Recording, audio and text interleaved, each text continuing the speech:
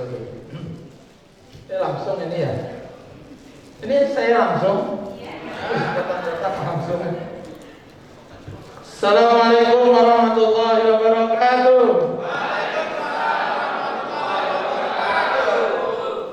Hari Lebaran makan ketupat. Ketupat dibelah dibagi-bagi. Karena salam disambut kurang semangat, saya ulang sekali lagi. Assalamualaikum warahmatullahi wabarakatuh. Alhamdulillahirabbil alamin wa bihi nasta'in ala umuri dunya waddin. Wassalatu wassalamu ala asrofil anbiya'i wal mursalin wa ala alihi wa sahbihi ajmain, amma ba'du. Qala Allah ta'ala fi kitabil karim, a'udzu billahi minasyaitonir rajim. Ya ayuhan nas, inna khalaqnakum min dzakarin wa unsa wa ja'alnakum syu'uban wa qabaila lita'arafu. Inna akramakum indallahi atqakum. Shadaqallahul adzim. Yang kami hormati pimpinan lembaga Yayasan Bina Insani. Nama yayasannya Bina Insani juga? Oh, Bina Insan, berarti salah saya tulisnya. Yayasan Bina Insan Taqwa. Mohon maaf salah tulis. Nah, saya bacanya di webnya ada Bina Insani, jadi saya anggap yayasannya Bina Insani. Para pengurus yayasan, para kepala sekolah. Jadi kepala sekolahnya ada berapa? Ada 3. Hadir semua? Oh, yang ada 4. Kalau ada 3 sekolah, yang ada 4. 4 sekolah. KB, TK, SD. Boleh angkat tangan para kepala sekolah, mohon izin, mohon maaf, angkat tangan biar saya kenal. Dengan Ibu Vika, Ika. Oh, Ika. Kalau di tempat saya Ika itu instruksi kerja. Ibu Ika kepala TK. Yang di belakang Ibu Titin, kepala KB. Kalau saya nggak KB. Anaknya 6. Tadi udah dikenalkan anaknya. Kepala KB. Kepala SD izin. Kepala SMP. Oh, izin juga. Kepala SD siapa? Oh, Bu Widi. Bu Widi kenal saya. Kayaknya orang Bina Insani yang pertama kali saya kenal Bu Widi. Kenalnya udah lama di waktu pelatihan di Hotel Norman setahun berapa lupa saya. Kepala SMP Pak. Oh, ini Pak Sigit. Oh, sekarang enggak. Ya nggak apa-apa, Bapak Ibu hadirin yang semua yang ada di sini, para satid semuanya, para pejuang yang luar biasa. Saya anggap yang ada di sini para pejuang. Setuju saya sebut pejuang? Nah, karena itu nanti kalau saya aba-aba pejuang siap, langsung jawab siap. Nah, habis itu kalau saya panggil pejuang, berdiri semuanya. Berdiri. Jadi kalau pejuang siap, bilang siap. Kalau pejuang langsung berdiri. Nanti kita ajarin dia bersemangat. Ya. Karena saya sudah diperkenalkan, jadi tidak banyak perkenalan lagi. Nah, kalau mau kenal lebih jauh, silahkan kulik di media sosial saya, di website jumajisyukur.com sudah ada. Bapak Ibu kalau mau terkenal punya domain sendiri. Jadi kalau Pak Didas yang terkenal gitu punya www.didas.com. Biar enak dan gampang.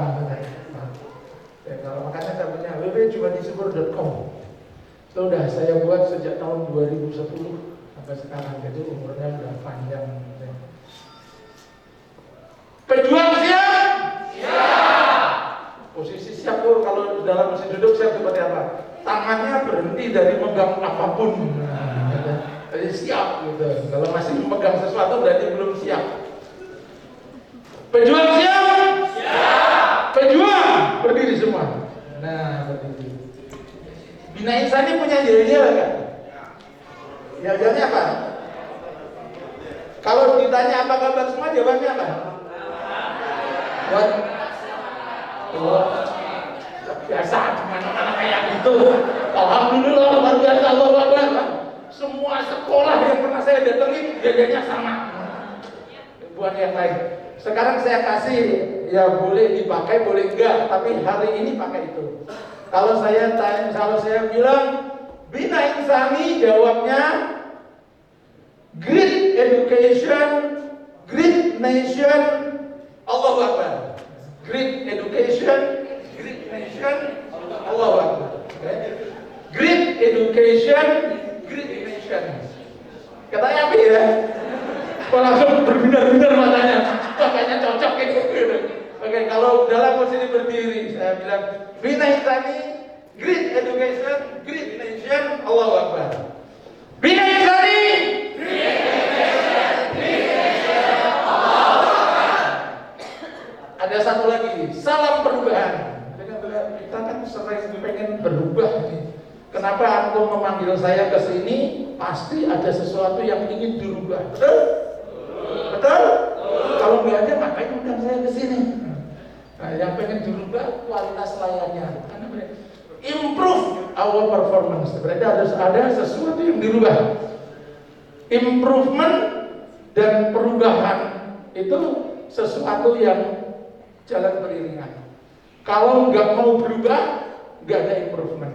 Kalau nggak ada improvement, kalau mau improvement pasti harus ada perubahan. Nah, satu lagi, salam perubahan.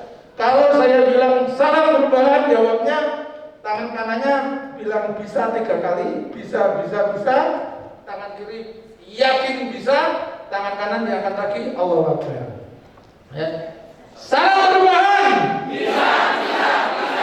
Yakin bisa. Allahu Akbar. Oke, silakan duduk kembali.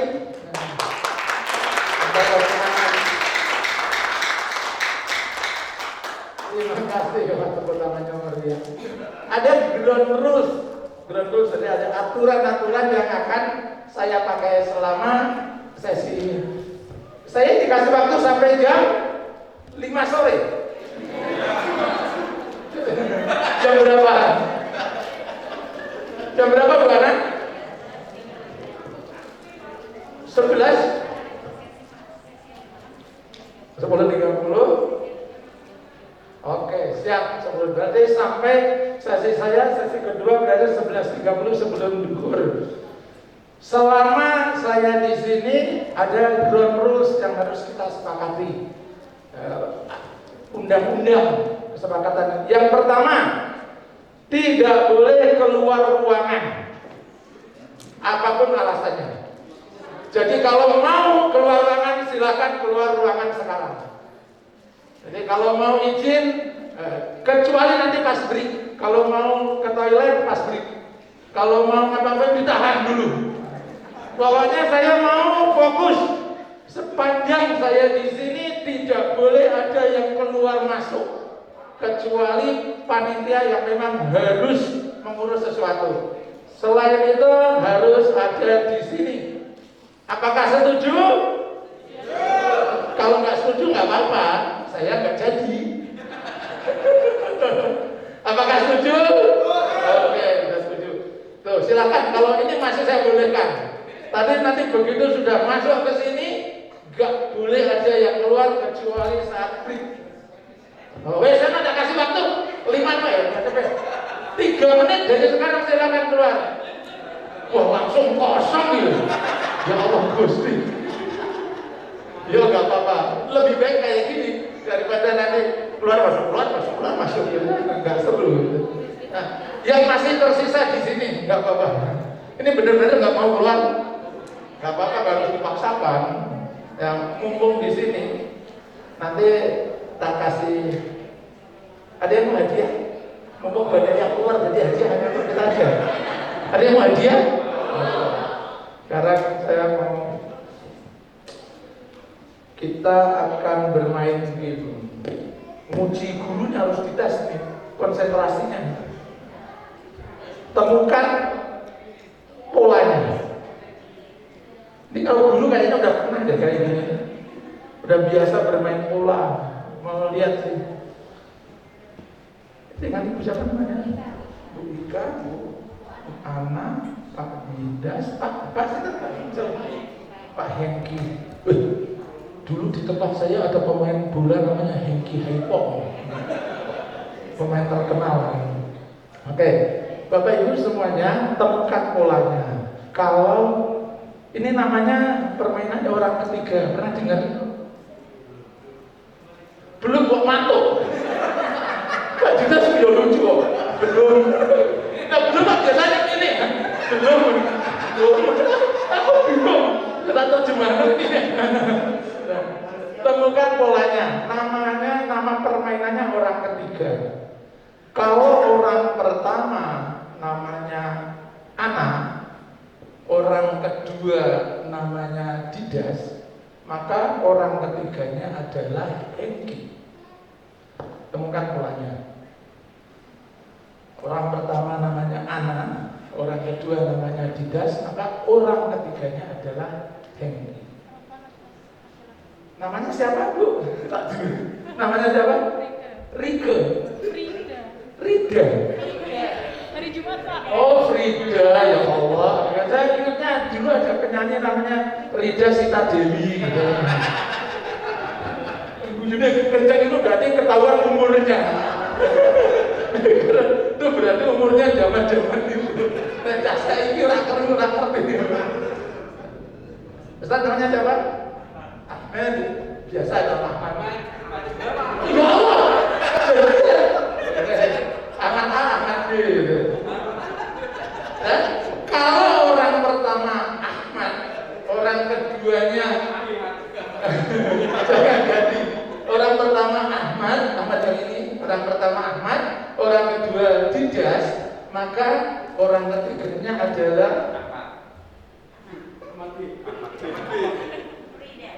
bukan Ika. Ahmad, enggak Didas, Ahmad, Didas, Ika, ya betul. Orang pertama Ahmad, orang kedua Didas, maka orang ketiganya adalah Ika. Oke, sekarang mulai pertanyaan. Kalau orang pertamanya Frida, orang ketiganya Ana, orang keduanya Ana, siapa orang ketiganya? Yang bisa jawab tak kasih aja. Ayo, guru ini siapa? Guru matematika apa tangan? Siapa ya? Oh, ini guru matematika. Ada sahabat. Apalagi yang dulu belajarnya statistik, ya, harus tahu nih. Kalau orang pertamanya Frida, orang keduanya Ana, siapa orang ketiganya? Siapa tuh? Siap, sebutin aja. Hasan. Ada yang namanya Hasan? Hasan. Dia sendiri. Pengen jadi orang ketiga. Salah. Hasan salah. Siapa Frida? Pak Hengki. Salah. Tidak. Salah. Siapa? Pokoknya ini pengen jawab. Siapa? Siapa? Benar. Dapat hadiah. Tak kasih hadiah.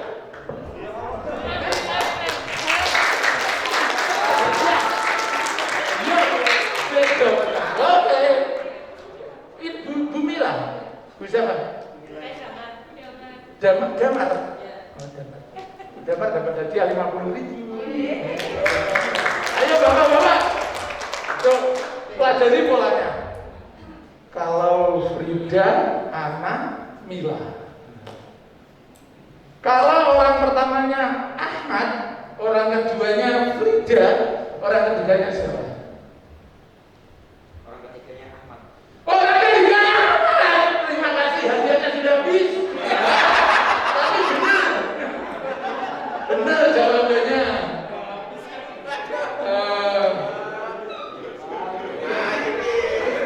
Salah, orang ketiganya Ahmad. Udah bener itu. Wah, langsung coret-coret dulu. Benar. Saya selalu kayak gitu. Benar. Oke, satu sekali lagi. Yang deket-deket aku aja lah. Kalau orang pertamanya yang urut aja. Orang pertamanya Ika, orang keduanya Hengki. Siapa orang ketiganya? Paling sebelahan dibisikin. Salah, anak salah.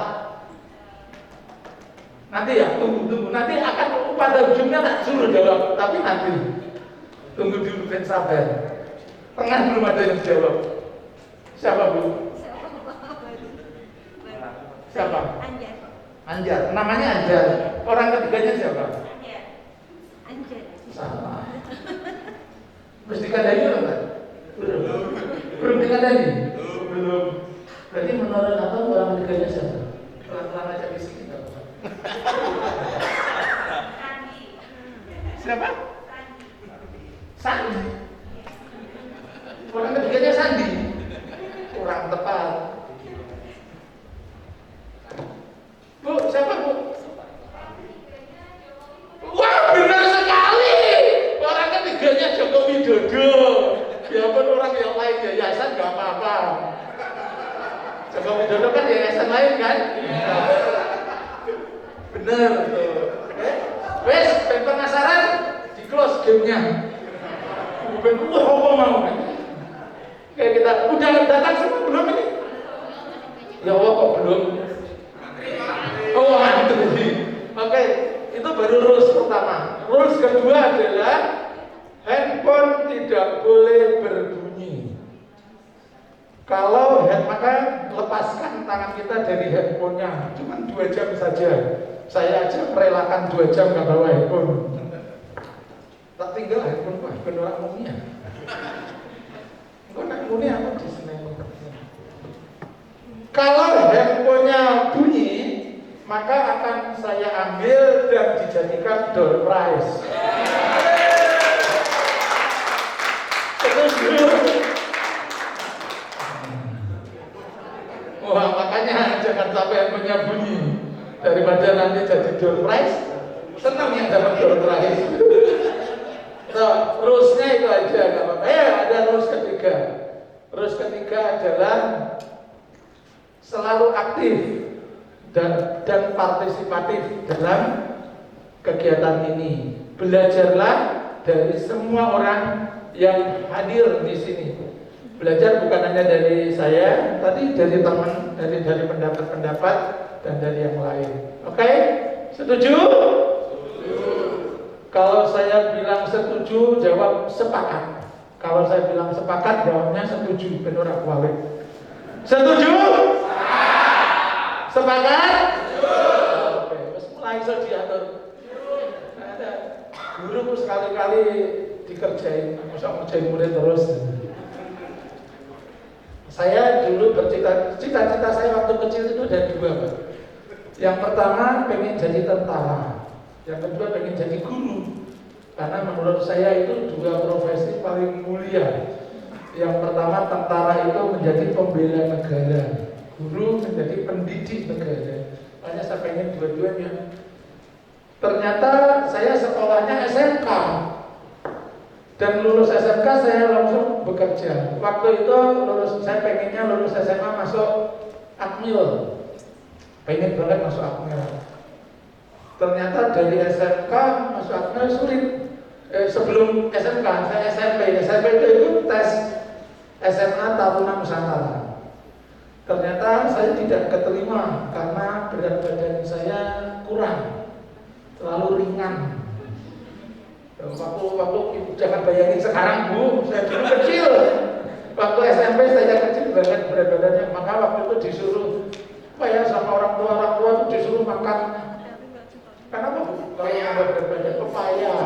Jadi saya rajin makan pepaya. Ternyata sekarang berat badannya over. Banyak kan pepaya.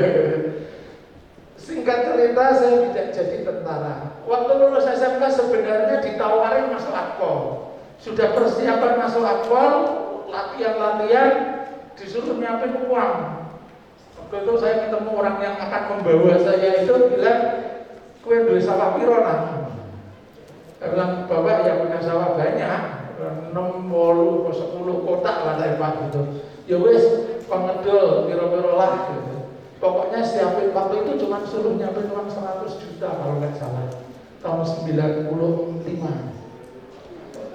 100 juta pakai loh sebenarnya. Terus kata bersamaan dengan itu saya belum sempat tembung ke Bapak, ternyata datang surat panggilan dari Indosat untuk bekerja. Pak, kalau niku sakjane pengen jadi polisi, jadi tentara. Engko niki wonten panggilan kerja, Pak. Saya ini pripun? Ya kerja ae nang sing duit. Ya udah akhirnya saya bekerja dan ternyata begitu masuk kerja, pertama kali yang harus saya lakukan adalah ikut pendidikan militer.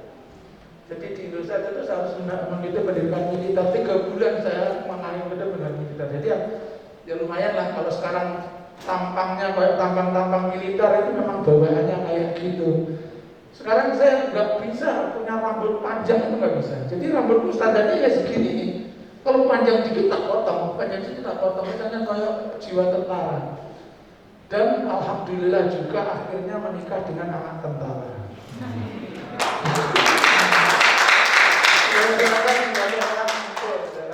Singkat cerita saya masuk Indosat, saya menjadi staf mulai dari teknisi, pernah jadi sales, pernah jadi bagian IT. Kemudian saya kuliah lagi di informatika, lulus, kuliah lagi di ekonomi, lulus, kuliah lagi ngambil magister, dan saya terakhir saya di Indosat menjadi manajer SDM. Dan setelah itu SDM menjadi dunia saya. Jadi saya menjadi seorang konsultan SDM. Buku yang pernah saya tulis ada banyak, pinjam dulu ya Bu ya. Ini salah satu buku yang barusan saya kasihkan ke Bu Ana, itu ada di sana.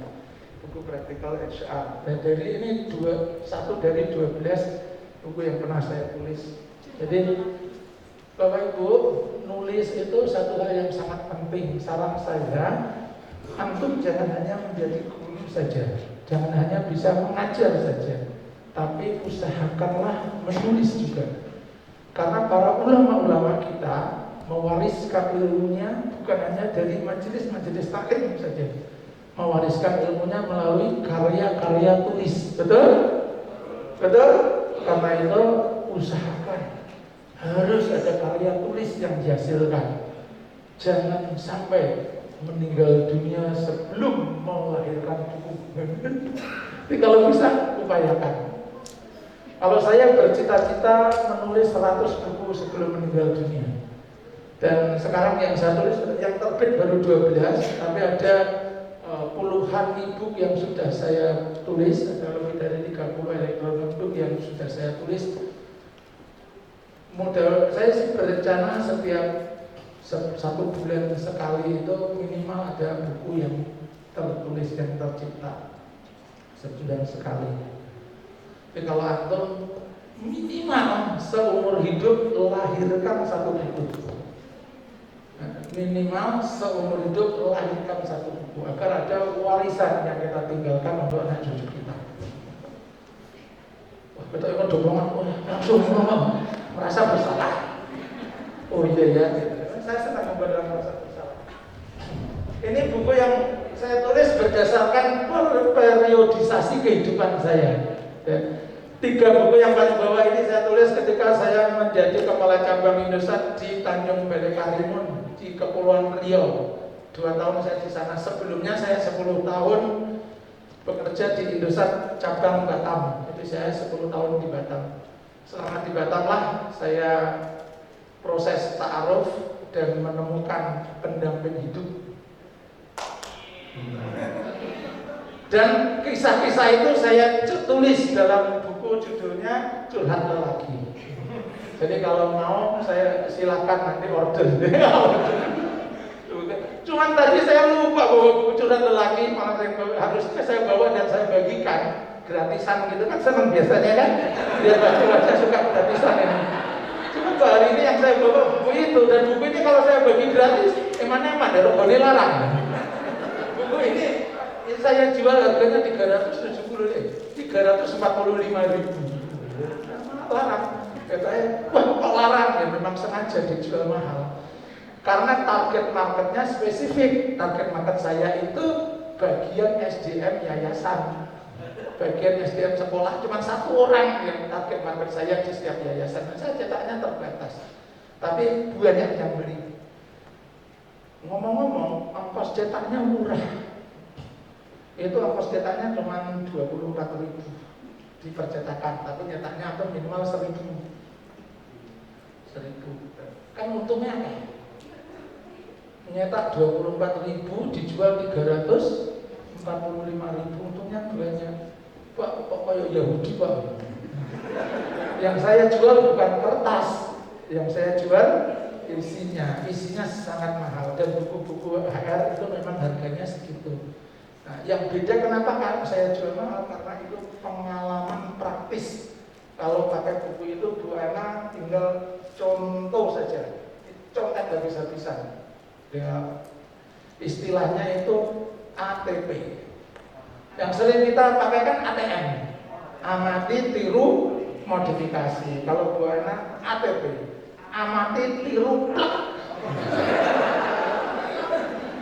Jadi tinggal pakai aja. Sudah lengkap, mulai dari cara membuat rencana kebutuhan SDM, cara merekrut biar orang tertarik mau mengirim lamaran. Kalau sudah ada lamaran, gimana cara menyeleksinya? Kalau sudah diseleksi, gimana perjanjian kerjanya? Kalau sudah masuk ke lembaga, gimana mengaturnya? Gimana cara ngajarinya? Gimana cara mengembangkan karirnya? Sampai gimana cara memecatnya? Saya punya pengalaman memecat orang, dan orang yang dipecat berterima kasih kepada saya. Itu ilmu yang harus diterapkan, apalagi kita di yayasan. Jangan sampai kita membuat sakit hati orang. Jadi memberhentikan orang dari pekerjaan itu sebuah pekerjaan yang mulia kalau kita tahu kebutuhan orang tersebut. Dan ketika kita berhentikan, selalu ingat prinsipnya, hidupnya harus bertumbuh. Itu. Jadi jangan sampai orang kita berhentikan terus hidupnya kacau balau. Kita dolim nanti jadinya. Diberhentikan lalu hidupnya bertumbuh. Dapat gaji lebih banyak, usaha lebih banyak. Makanya kalau antum punya usaha, punya bisnis, saya dicurhatin orang. Pak, saya punya usaha, saya punya karyawannya bagus banget. Saya latih, akhirnya dia menjadi orang yang hebat. Akhirnya dia keluar menjadi kompetitor saya, Pak. Gimana itu? Saya bilang justru itu yang kita cari. Justru itulah kita berhasil. Jadi kalau kita berhasil membangun kompetitor kita, berarti kita sudah sukses membangun orang. Jadi jangan khawatir. Kok gitu? Justru disitulah kita berhasil mendidik orang. Karena misi kita adalah mendidik orang, mengedukasi orang. Setuju? Ini saya baru kenalan aja soalnya kayak ini. Materi ini kapan ini ya? Tak lewat aja buku-buku ini. Oke, kita akan cek ini bersama-sama. Pernah naik pesawat? Siapa yang pernah naik pesawat? Tak ngecek. Yang pernah naik pesawat. Pesawat beneran loh ya, bukan pesawat yang di itu loh ya. Yang di wahana-wahana itu bukan loh ya. Kan ada tuh di mana ya? Yang ada pesawat gede kita naik ke atas terus jalan-jalan di mana sih ya? Di Magelang ada, di Karanganyar juga ada, di Purbalingga juga ada, Wabong. Naik pesawat tapi nggak terbang. Nah kalau yang belum siapa? Kak ngaku yang belum naik pesawat. Oh nggak apa-apa. Semua itu ada saat pertamanya. Tenang, suatu hari naik pesawat. Mudah-mudahan pertama kali yang naik pesawat pas mau pergi ke Arab Saudi. Saya pertama kali naik pesawat ketika mau ditugaskan ke Batam. Jadi setelah pendidikan militer saya lulus. Ngomong-ngomong saya jadi lulusan terbaik loh. Lulusan terbaik dan saya ditugaskan di Batam. Ketika diberikan tiket, ditanya sama orang HRD, Mas sudah pernah naik pesawat? Belum Pak. Terus diajarin caranya naik pesawat. Ini tiketnya, nanti check in di tempatnya, check in di bandara, nanti dapat boarding pass. Setelah boarding pass, kamu nanti pergi ke gate yang ditulis di boarding pass, lalu apa istilahnya namanya ya boarding. Setelah boarding, cari tempat dudukmu. Tahu nggak ketika diterangkan kayak gitu, saya bukannya paham, semua roaming. Boarding pass itu apa? Check-in itu apa? Gate itu apa? Boarding itu apa? Jadi semua roaming, semua istilah-istilah. Tapi nggak apa-apa lah, saya anggap semua mudah berpengalaman. Check-in itu artinya kita sudah mulai start untuk beraktivitas. Kalau naik pesawat berarti kita siap mendaftar untuk menjadi peserta penerbangan. Karena kalau nggak check-in kita nggak dapat boarding pass, nggak dapat nomor kursi, kita nggak bisa ikut terbang. Karena itu orang-orang yang hadir di sini harus check-in biar bisa menjadi peserta penerbangan ini. Check-innya gimana caranya? Tadi sudah menjalankannya semuanya, sudah nulis namanya, sudah menyetujui rules-nya.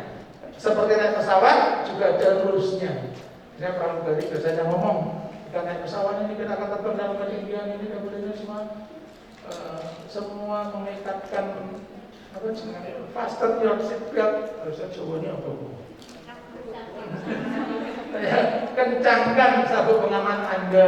Biasanya kasih tahu pelapor ada di bawah tempat kursi Anda. Terus kalau mau terbang jendela betul, itu aturan-aturannya. Ground rules-nya ada 3 tadi, yang tadi sempat keluar, mungkin belum mendengar secara utuh. Ada aturan-aturan dasar. Yang pertama aturan dasarnya apa? Enggak boleh keluar, tetap di dalam ruangan, apapun alasannya, kecuali ada yang sangat-sangat urgent. Yang kedua, HP tidak boleh berbunyi. Ya. Kalau dipegang boleh, namanya pegang HP kan pegang, tapi jangan jadi pegangan. Karena jadi pegangan hidup harusnya aturan agama. Masa handphone jadi pegangan? Ibu ini kadang-kadang aneh. HP itu nggak mau terlepas dari genggaman. Kalau suami dibiarkan aja terlepas. Kalau istri saya itu beda, istri saya itu selalu saya itu digenggam. Kalau pergi saya dipegang terus. Biasanya ada maunya. Sebaliknya kalau kita jalan-jalan ke pasar, ke mall itu saya yang megang dia. Gerak, nggak boleh bawa dia jauh-jauh. Dan kalau melewati ada 2 toko yang selalu saya lewati dengan cepat, toko tas dan toko sepatu. Langsung agak cepat gitu ya, karena saya tahu ini bahaya. Ibu-ibu itu kelemahannya kalau lihat tas itu padahal tas ya juga paling dipakai berapa kali gitu ya. Sepatu apalagi, pengen aja ganti sepatu. Padahal sepatunya lucu, pengen lucu kok beli sepatu. Harusnya pengen lucu beli boneka itu. Dan lebih lucu juga Pak, dikit-dikit, lucu, yang lucu dibeli sama dia. Oke, kita gimana sih cara membangun budaya pelayanan? Sekolah ini kan salah satu institusi yang mengandalkan jasa layanan. Maka persaingan zaman sekarang ini bukan hanya persaingan di kurikulum saja. Kalau kurikulum ya hampir sama lah. Coba aku baca brosur-brosurnya sekolah. Apalagi sekolah yang ada lambangnya CSIT. Itu isinya hampir sama persis. Betul?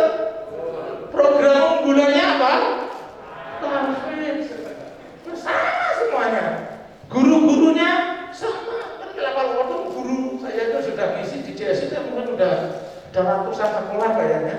Wajahnya kayak gini semua. Sama terus enggak lain. Enggak ada bedanya. Terus yang membedakan satu sekolah dengan sekolah yang lain apa? Maka ini kalau dalam bisnis harus ada value proposition, ada nilai jual. Nilai jual apa yang antum berikan? Saya mau cerita. Suatu hari saya dipanggil oleh seorang ustadz, namanya Ustadz Zainal. Ini nama yang sebenarnya. Bukan nama, bukan nama palsu. Kalau nama samaran biasanya Mawar, Melati. Terus Ustaz Zainal. Ustaz Zainal ini mungkin ada yang kenal. Ustaz Zainal ini guru sebuah sekolah. Kalau sekolahnya nggak saya sebutin nanti bahaya. CSIT di Cipondoh, Tangerang. Kena aduh, gue netak kadang ini Cipondoh, Tangerang. Saya kasih contoh yang jauh. Saya berangkat dari Kudus lebih pagi dari tadi. Saya berangkat dari rumah jam 5.20, 5.15, 5.20 berangkat dari rumah. Sampai sini setengah 9. Saya berangkat dari Kudus sama waktu itu pagi, terus sampai Semarang. Waktu itu belum macet-macet, naik pesawat, sampai pesawat di Jakarta, turun dari pesawat saya naik Gojek. Karena Cipondoh itu dekat dengan bandara Soekarno-Hatta. Sama ketika naik Gojek, turun di depan ada tulisannya Yayasan Ash. Titik. Terus saya turun sana. Presiden mendapat. Singkat cerita saya nyampe sana, masuk pintu gerbangnya agak besar atau luas, tak persis kayak sekolah-sekolah yang ya biasanya JST sekolahnya gerbangnya bagus-bagus. Sampai sana saya ketemu 2 orang, nggak pakai baju security, tapi ngakunya security. Terus saya bilang, Assalamualaikum, saya mau ketemu Ustaz Zainal. Udah janjian Pak?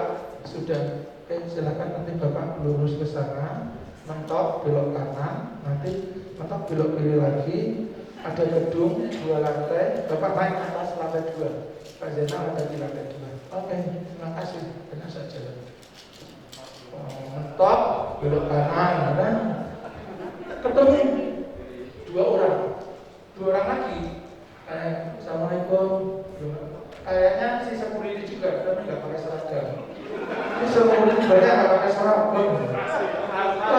Saya mau ketemu Pak Zainal. Oh, sudah jadian. Sudah.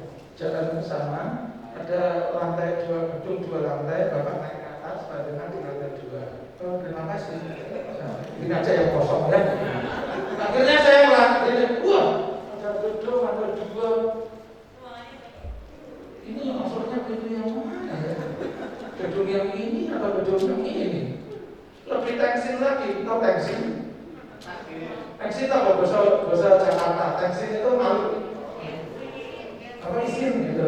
Lebih tensin lagi itu di sini ada ibu-ibu banyak. Kayaknya wali murid. Kayaknya. Biasanya kan wali murid itu pada duduk-duduk mungkin mau ketemu komite atau apa gitu. Saya kan malu ya, cowok ganteng kayak gini. Terus ketemu ibu-ibu banyak dan kelihatan bingung. Kenapa bingung nongol gini? Wah, cuek aja lah saya. Ada pintu yang terbuka, saya masuk ya cepat. Lepas sepatu masuk. Ketemu orang perempuan. Mejanya besar, ada resepsionis gitu. Assalamualaikum Mbak. Oh iya Pak. Tunggu nanti aku ngaku. Tunggu. Bingung ya Pak, tamu jauh-jauh banyak gitu. Saya berangkat sebelum subuh dari rumah, saya nyampe sana jam 2 siang. Dalam keadaan haus, bermasakan, lapar, terus ketemu orang, disuruh jalan ke sana, tapi kalau kanan, ada orang masuk lagi, naik ke atas gitu. Dan ketemu lagi Mbak resepsionis. Mbak, saya mau ketemu Ustaz Zainal. Oh, udah jadian. 3 kali saya tidak ada jadian. Bayangkan bagaimana perasaan saya. Jadian. Ngapain saya jauh-jauh dari atas ini? Menempuh jarak 300 km. Udah janjian, sudah. Oh Pak Zainal ada di atas, silakan ke atas. Saya gimana? Saya lewat mana? Lewat juga ada tangga. Terima saya kalau di rumah ada tangga. Rumah saya tangga itu ada tangga. Saya jalan lagi ke sini, ketemu tangga, jalan ke sana. Ini banyak masih asik di situ. Saya jalan ke sini, ketemu tangga. Mbak, maaf. Naiknya lewat mana ya? Oh, iya Pak, ini adanya di belakang saya. Ya Allah. Akhirnya saya naik di belakangnya situ. Ya, naik. Ada punya ruangan. Banyak ruangannya. Dan kalau nggak salah ingat itu sebelah kanan saya ruangan TK. Ada guru asik aja. Saya jalan. Mana ruangannya ya? Suatu kantor-kantor banyak, saya beranikan diri aja masuk. Assalamualaikum, Pak. Saya janjian biar kita udah janjian. Akhirnya saya rubah. Saya janji dengan Ustaz Zainal. Oh iya, beliau ada nanti saya panggilkan, saya akan tunggu di luar ya. Keluar lagi saya. Dan kurang lebih saya membutuhkan waktu 1 jam sejak saya sampai di pintu gerbang sampai saya ketemu Ustaz Zainal itu. Begitu ketemu Ustaz Zainal, Ustaz apa kabar? Ya luar biasa kan, cipika-cipiki gitu tanpa berdosa gitu.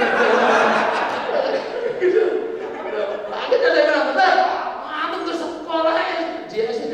Jadi ini sekolah termasuk salah satu sekolah yang mendirikan JSIT. Jadi sekolah as-sabiqun al-awwaluna JSIT.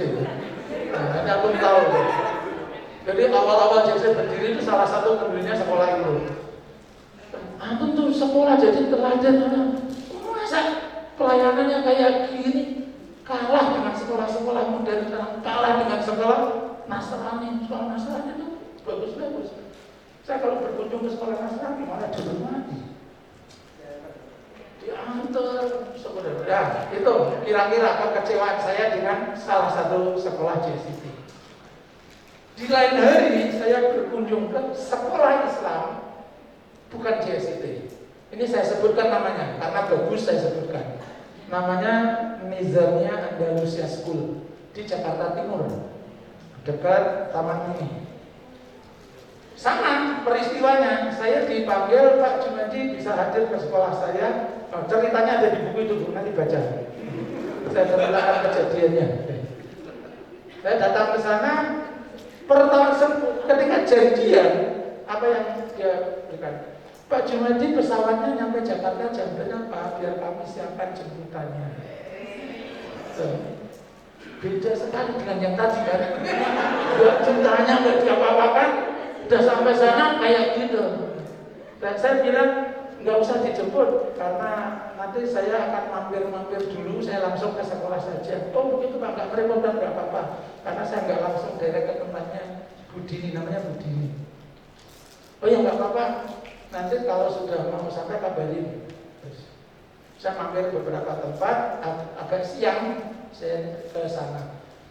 Begitu saya hadir, ada security berseragam lengkap. Catat, security berseragam lengkap. Beda dengan yang tadi, ngaku security tanpa seragam. Kalau ini nggak ngaku security, tapi sudah berseragam lengkap. Jadi saya nggak usah nanya, saya tahu dia security. Seragamnya lengkap, ada emblemnya, ada namanya, ada ini semua lengkap. Ada nama saya, menyapanya gampang. Saya langsung tanya, saya lupa nama siapa, apakah Pak Ahmad atau siapa gitu ya. Lupa. Assalamualaikum. Dia yang nyapa dulu. Begitu saya turun dari naik ojek juga, saya naik ojek dari saya tutup naik kereta, turun naik Transjakarta, turun di PGC, naik ojek sebentar, turun depan. Begitu turun dari ojek saya langsung hormat. Assalamualaikum. Apakah benar ini Bapak Junadi? Langsung nanya. Berarti dia sudah tahu informasi kalau saya mau datang. Apakah benar ini Bapak Junadi? Iya benar. Oh iya tadi Budini pesan. Mari Pak saya antarkan untuk menuju ke ruangan Budini. Diantarin kayak Presiden Jokowi ya benar. Langsung dikawal oleh Pas Pampres gitu. Begitu nyampe di ruangan. Silakan duduk sebentar Pak, nanti saya panggilkan Budini sambil duduk. Toiletnya ada di sebelah sana. Kalau Bapak butuh ke toilet, mohon maaf Pak Junadi, kalau bahasa kita tuh ngersake, itu pakai bahasa Indonesia. Pak Junadi lebih memilih minum dingin atau yang hangat? Kan dia tahu kalau saya kehausan kan siang-siang. Yang dingin kalau ada manis atau enggak manis? Yang manis, teh manis boleh. Dia manggil, oh ya sambil menunggu nanti silakan di sini ada majalah-majalah sekolah. Jadi kalau silakan dibaca di koran hari ini, ya silakan dibaca. Saya tinggal dulu ya Pak. Nama saya lupa namanya. Nama saya Ahmad, nama saya Ahmad. Terus ditinggal, panggil. Beberapa saat kemudian ada mbak-mbak yang nganterin minuman dingin. Semua disiapin. Dan saat kemudian saya disambut oleh Pak Ahmad. Budi ini mengajak ketemu di ruangan beliau di atas, mari saya antarkan, ya, antarkan. Sampai itu ketemu Budi dan tanda tangan kontrak. Itu ceritanya, kontrak konsultasi. Sampai sekarang saya masih kontrak konsultasi dengan sama. Coba bayangkan, bandingkan. Kira-kira kalau sekolah yang pertama, kalau skala 1 sampai 5 dinilai berapa?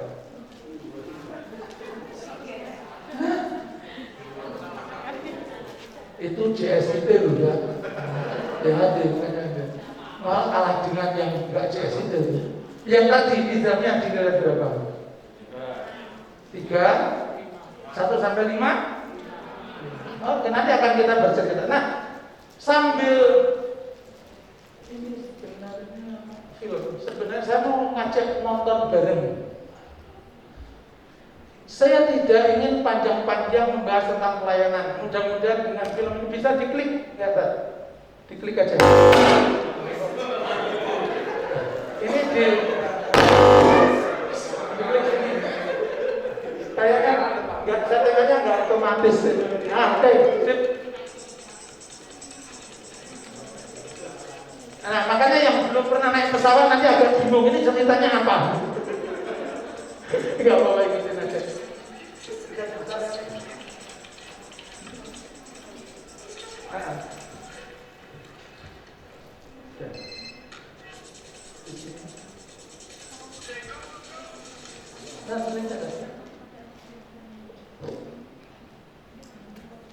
Oh iya.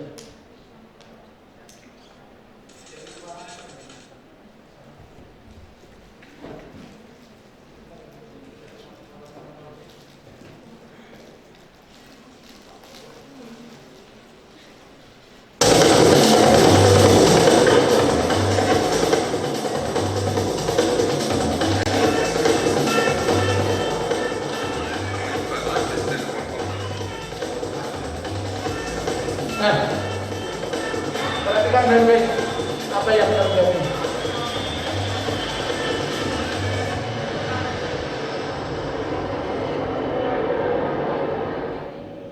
Mr. Smith, can you look outside? There's a message for you.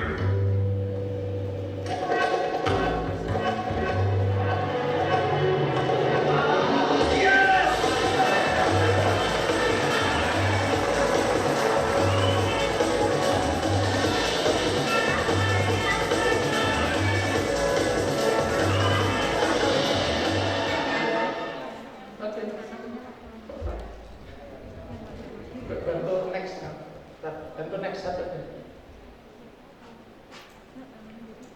Kira-kira ceritanya tentang apa tadi? Pak Ahmad, ceritanya tentang apa tadi? Pak Ahmad, cerita tentang apa?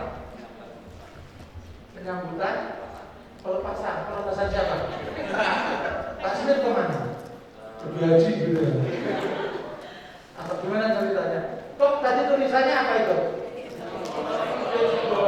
Berarti ingin menunjukkan bahwa anaknya laki-laki. Gimana dia, Bu? Ceritanya gimana tadi? Gak apa-apa, nanti saya ulang di sini Bapak sekarang. Menyampaikan ingin menyampaikan pesan kepada Pak Smith bahwa anaknya lahir. Pertanyaannya, apa sebenarnya tugas dari kru bandara? Jadi kan kru bandara itu tugas utamanya apa? Yang dilakukan apa? Pelayanan apa yang dia lakukan? Tugasnya apa? Yang sudah pernah naik pesawat harus tahu. Yang dikasihkan apa? Tadi loh yang saya ceritakan. Boarding pass, paling ngasih nanti kamu penerbangannya ini boarding passnya nanti lewat gate sekian, nanti sampai sana. Itu tugas utamanya.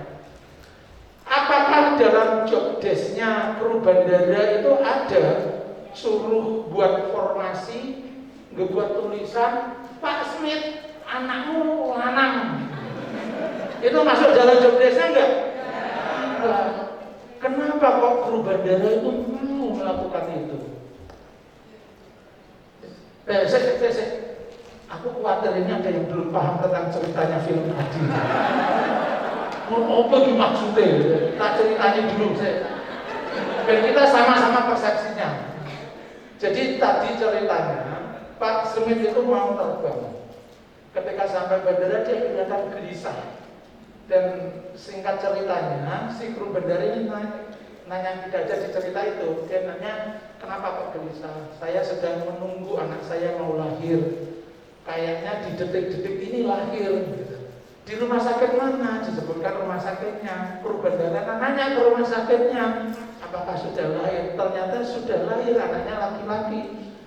Mau dikasih tahu ke Pak Smithnya sudah terlanjur terbang. Kan susah ngasih taunya. Wah, gimana caranya? Ya udah buat formasi aja. Akhirnya mereka ke Haltar dan membuat formasi. Ngasih tahu ke pilot dengan sarana komunikasi yang dimiliki oleh bandara dengan pilot. Pak pilot tolong kasih tahu Pak Smith untuk menengok ke bawah. Hanya tadi, Mr. Smith, can you look outside please, gitu kan? Pak Smith, delok mburi ngisor, apa? Oh, Pak Smith, anakmu lanang, yes, kan?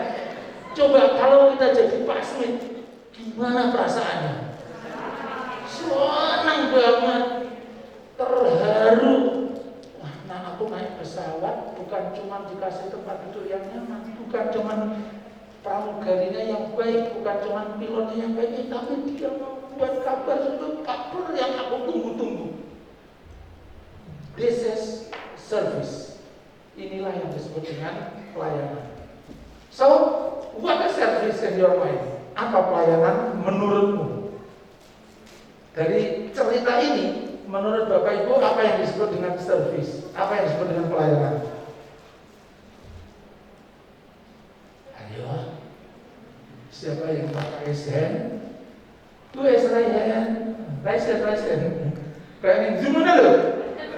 Zoom kan ngomong-ngomong kan raise hand. Udah biasa pakai Zoom ini. Ini kan ada guru-guru zaman Zoom ini kan.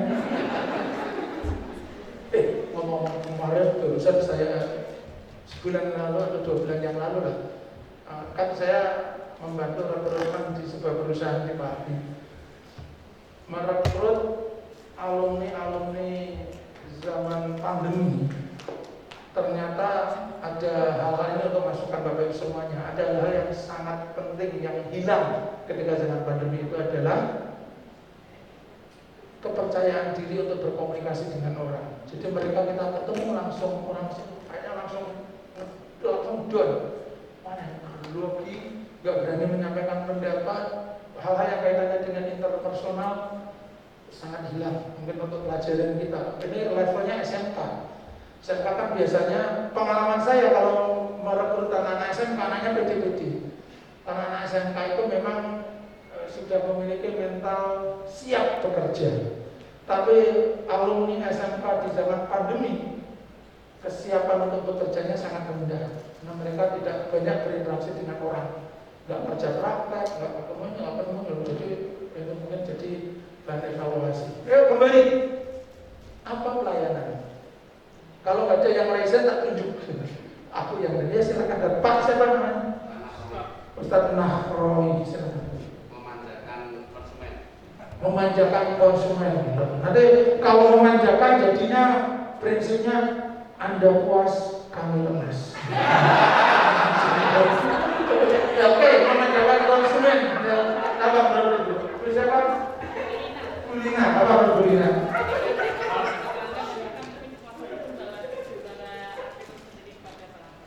Ini keren. Membawa kepuasan kepada pelanggan yang bahkan bisa jadi kepuasan itu membawa arti tersendiri bagi pelanggan. Bu, lupa saya itu maaf, bisa apa tadi? Tadi belum sebutin ya?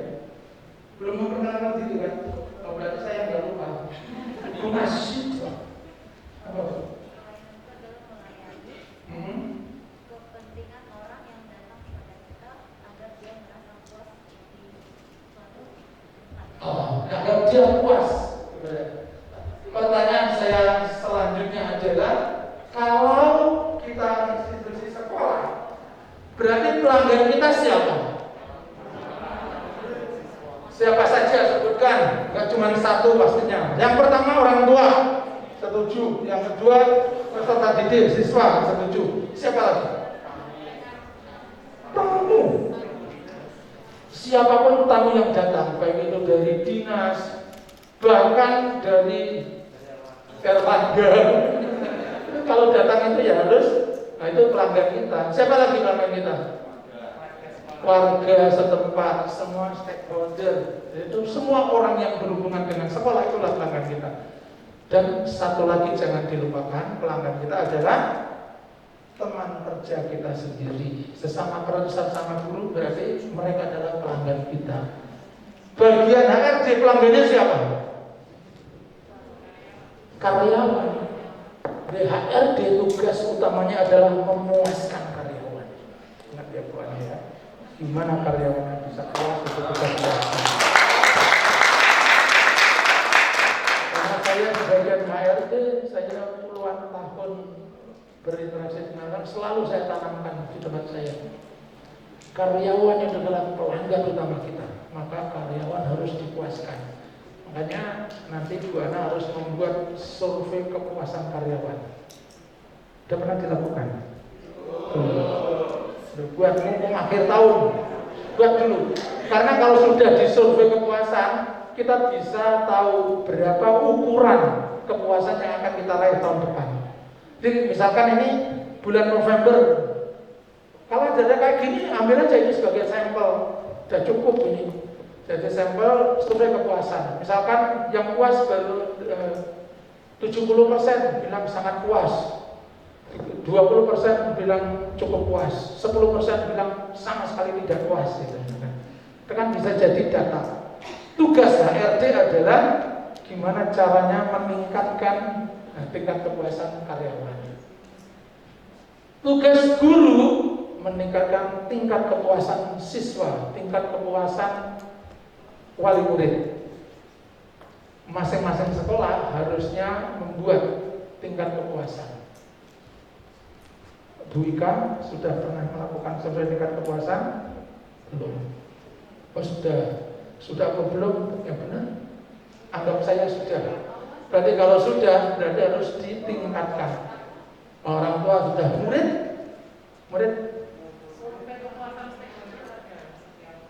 ada, tapi umum stakeholder ya, nggak dipilah-pilah. Murid sendiri, karena kan nanti treatmentnya beda-beda. Murid harus diapain, itu nanti tinggal setelah ini bisa jadikan evaluasi. Pelayanan pada umumnya, secara umum disebut dengan kegiatan yang ditawarkan seseorang atau organisasi kepada konsumen, dan pelayanan ini sifatnya tidak berwujud, untangible. Dia bukan berarti sesuatu yang berupa barang yang bisa dimiliki, tapi bisa dirasakan. Tadi namanya apa tadi ya? Penerbangannya tadi namanya apa ya? Brussels Airlines. Brussels Airlines memperlakukan Pak Smith seperti itu. Padahal itu bukan job utamanya kru bandara. Job utamanya adalah melayani pemberkasan penumpang sehingga dia bisa terbang. Tapi dia melakukan itu. Berarti pelayanan adalah melakukan sesuatu melebihi dari job desk yang kita miliki. Maka kalau antum ingin memberikan pelayanan, berarti pelayanan more than kurikulum, pelayanan more than pengajaran, pelayanan more than pembayaran SPP dan lain sebagainya. Nah, itu di luar dari, bahkan harusnya lebih bagus dari itu. Ngomong-ngomong, ada yang bagian keuangan nggak ini? Ada. Katakan bagian keuangan. Oh, dekat saya ternyata. Kadang-kadang bagian keuangannya tuh nagih juga ke wali murid enggak? Yang suka WA itu siapa itu? Bu siapa namanya? Mungkin. Gimana caranya? Caranya menagih biasanya kalimat yang kalau ada wali murid yang telat gitu dia bakal.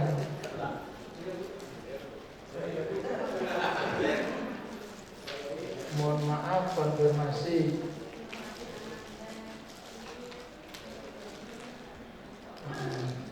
Administrasi akan ada untuk bulan ini sebesar ini. kapan bisa dilunasi ya? Nah, saya mau sharing aja. Dulu beberapa tahun lalu anak saya mondok di Husnul Khotimah, sekarang udah lulus. Pada satu ketika saya terlambat bayar. Terus saya menerima SMS dari pondok. Bunyi SMS-nya kayak gini. Assalamualaikum Abi, Abi udah nyebutnya Pak. Jadi seakan-akan dia kayaknya tahu kalau anak saya manggil saya Abi gitu. Assalamualaikum Abi. Hak-hak santri sudah kami tunaikan. Mohon ditunaikan juga hak-hak yayasan. Gitu loh. Singkat jelas. Gak menyebut angka, gak menyebut apa-apa. Jadi dan seketika itu juga saya nyari ATM gitu. Gak perlu lama-lama. Saya merasa berdosa kan. Itu kalimat yang sangat menyentuh bagi saya. Dan saya merasa bersalah. Sejak saat itu saya tidak ingin terlambat bayar. Karena kalau yang terlambat bayar, saya ingat bahwa anak saya sudah ditunaikan. Ingat, anak kalau di pondok kan makan apa segala macam tidak pernah terlambat. Kalau dia terlambat makan bayar. Makanya itu SMS paling mengharukan yang saya rasakan. Kayak gitu masuk pelayanan ya? Pelayanan. Nah ternyata termasuk yang teknis-teknis kayak gitu, itu bagian dari pelayanan. Harus kita perhatikan. Wali santri itu rata-rata orang yang pintar-pintar, berpendidikan saya yakin. Apalagi kalau sudah mondoknya di Husnul Khotimah. Termasuk juga orang yang menyekolahkan di Bina Insani. Itu kan bukan orang-orang yang sembarangan, betul kan? Orang-orang tingkat penalarannya tinggi, tingkat akademiknya juga tinggi, bahkan ada yang jadi pejabat sana sini. Kadang-kadang perlu sentuhan-sentuhan yang sederhana kayak gitu aja, itu mereka udah langsung nyes gitu. Saya kan sadar, saya sudah memondokkan anak, udah kayak gini, anak saya dididik, saya langsung kebayang. Ya Allah, bener ya, pondok itu sudah ngasih makan, ngasih ini kok saya dolim. Nah itu contohnya. Ya, satu hal itu adalah di luar dari job utamanya, tapi dia melakukan itu, memperhatikan kebutuhan pelanggan.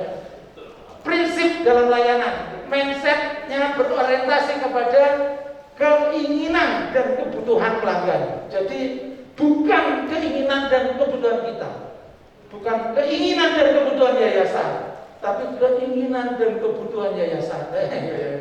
Pelanggan kita. Maka ketika kita ingin memberikan pelayanan kepada wali murid, cari tahu apa yang dibutuhkan oleh wali murid, apa yang diinginkan wali murid. Wali murid tidak hanya ingin rapor biasa aja dan pasti dikasih. Wali murid tidak hanya ingin laporan-laporan, tapi justru wali murid ingin ketika datang ke sekolah diperlakukan dengan baik, diperlakukan dengan bagus, minimal ya seperti Nizamiyah tadi. Jangan seperti sekolah yang satunya lagi. Harus kita benchmark. Semua pikiran dan tindakan fokus pada kepuasan pelanggan. Kita harus fokus. Apa sih yang akan membuat pelanggan kita puas? Apa yang akan membuat pelanggan kita senang? Itu yang harus kita